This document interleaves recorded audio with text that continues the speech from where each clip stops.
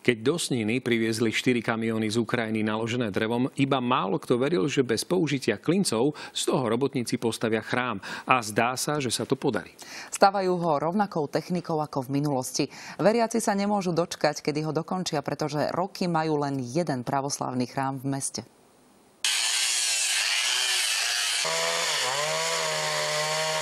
A bude to pekné. Ja som pravoslavná, takže to bude mať blízko.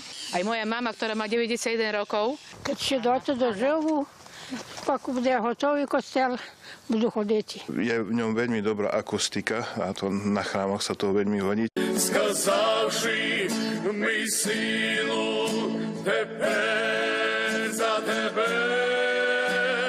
я буду молитись.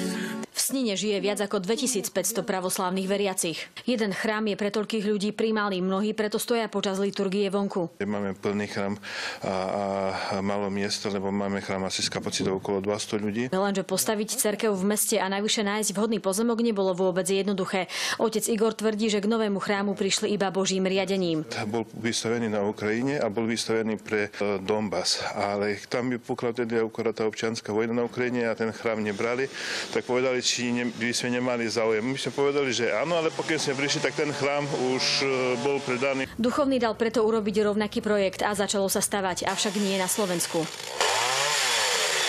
Ten chrám bol postavený na Ukrajine, on nebol postavený tak, ako je teraz, ale proste na viacerých miestach. Pred prevozom ho zložili, každý jeden kus označili a priviezli sme ho na 4 kamionoch. Господи, помилуй, Господи, помилуй, Господи, помилуй.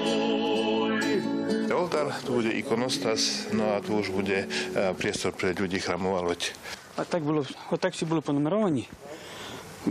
Кожна так стіна. Так було понумеровано, кожна мала свою. Chrám stavajú robotníci rovnakou technikou ako v minulosti. Klince používajú iba v hornej časti chrámu, ktorá bude naviac vystavená náporu vetra. Tu так дерево друге провечено, отак і так проходили.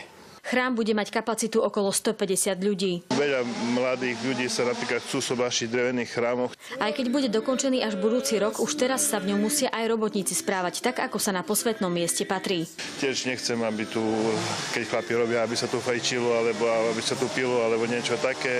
Proste, už je to chrám, takže k tomu sa treba stávať už od výstavby tohoto chrámu. Zo Sniny Katarína Kleknerová, televízia JOJ.